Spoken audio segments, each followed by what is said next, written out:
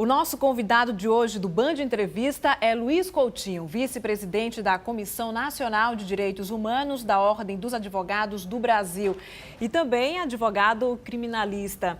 Doutor Luiz, no dia 9 deste mês, houve uma chacina em Periperi, no subúrbio ferroviário de Salvador, onde 6 pessoas foram mortas. O suspeito dos disparos havia sido beneficiado pela saída temporária do Dia dos Pais.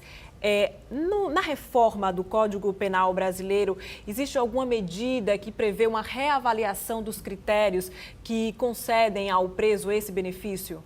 Não.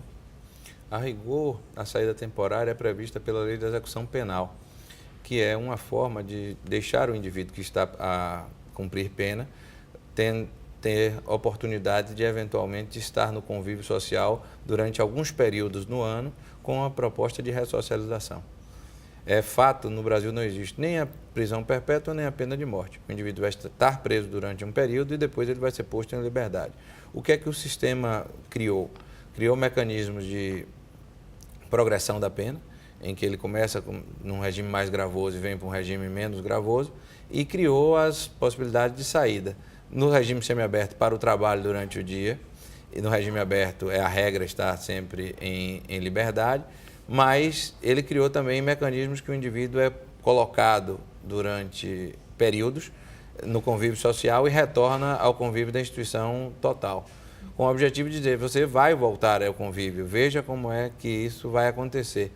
Pode acontecer, num caso como esse que você relatou de Periperi, o indivíduo sair e delinquir, mas isso não é a certeza que se ele não tivesse essa saída, que se ao final, ao executar a pena, ele teria no convívio social a possibilidade de cometer novo crime.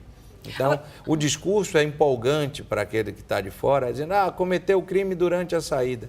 Cometeu o crime durante a saída. Durante a saída aconteceu aquele fato. Mas aquilo não é a certeza de que se ele for posto em liberdade um dia, ele não vai cometer o crime. É uma questão só temporal. Me parece que a discussão é mais séria do que isso. Não apenas de se questionar porque a pessoa saiu em uma liberdade assistida durante um período e cometeu um delito. Esse tipo de atitude, de ocorrência, reflete um pouco a falha do sistema de ressocialização, de reabilitação do preso? Eu creio que é exatamente esse o problema, porque as pessoas pensam o sistema penal como se fosse uma válvula de escape que resolveria o problema como um todo, e não é assim. Para começo de conversa, nós temos que entender que a pessoa vai ser posta em liberdade e, eventualmente, vai ser presa, mas um dia ela vai ter que sair. E, ao sair, ela vai sair muitas vezes revoltada, porque esteve numa instituição total e que aprendeu coisas piores. Nós não podemos pegar o lixo e jogar para debaixo do tapete. Nós temos que entender que a pessoa, ao ser posta num sistema fechado de prisão, a pessoa tem que ter oportunidades. É o que eu falava no primeiro bloco. Quando a gente fala em ressocialização, você não pode ressocializar quem não foi socializado. Nós precisamos de implementar políticas públicas de socialização, para que os indivíduos tenham trabalho, para que os indivíduos tenham estudo, para que os indivíduos tenham possibilidade concreta de evitar o cometimento do crime e trilhar o caminho do crime. O que se faz no Brasil, infelizmente, se coloca o indivíduo na condição de criminoso, ele já está à margem da sociedade e vamos querer tirar esse indivíduo por um todo. Mas isso não é uma coisa que vai acontecer em caráter definitivo. Como eu falei, não há uma prisão que vá perdurar mais do que 30 anos. Pela comissão de reforma, querem ampliação em mais 10, um outro equívoco, quando ele cometer crime durante o período que estiver preso.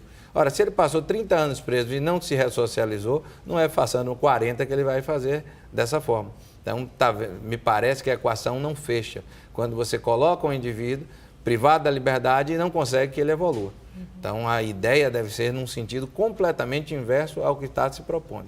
Agora, construir novos presídios para tratar a questão da superlotação é um dos caminhos mais favoráveis? O que é que o senhor pensa sobre isso? Eu preferia construir escolas. Eu acho que é um tema muito pouco debatido nesse período eleitoral, é o que se fazer para evitar o crime. As pessoas têm que estar dispostas a uma nova realidade, a uma nova proposta de sociedade. A sociedade não deve construir presídios. A sociedade tem que evitar com que as pessoas fiquem nos presídios. Esse discurso punitivo é um discurso que agrava a uma parte da mídia que me parece que faz um jogo para a torcida, a imprensa marrom. Porque quando, na verdade, nós precisamos é de que as pessoas tenham a oportunidade de evitar esse fato. Então, observe que o que são os presídios. Eu sou membro do Conselho Penitenciário, represento a Ordem dos Advogados do Brasil. Nós temos um déficit no Estado hoje de mais de 12 mil vagas. O que custa construir 12 mil vagas? E no momento em que você terminar de construir as 12 mil vagas, você vai precisar de mais outras 12 mil. Se você tivesse evitado que 12 mil pessoas fossem para aquele sistema, você teria feito um trabalho muito melhor. Infelizmente, se banalizou o uso da prisão preventiva. Muitas das pessoas que estão presas em caráter cautelar, quando, na verdade, não tem uma formação definitiva de culpa. O Poder Judiciário está sucateado. Não existem fóruns, não existem juízes, não existem servidores, os advogados passam dificuldades para poder implementar o seu trabalho, quando, na verdade, nós precisamos rever esse sistema. Não é justo que uma pessoa passe 6 meses, 1 ano, 2 anos, 3 anos, sem ser julgado, sem ter uma audiência, porque não há uma resposta do Estado. Infelizmente, é uma equação que não consegue fechar jamais. Então, é por isso que nós precisamos rever os paralelos que estão traçados antes na questão da política criminal, antes de pedir que as pessoas sejam colocadas em presídio. Doutor Luiz, nós vamos para um breve intervalo. Não saia daí, a gente volta no próximo bloco.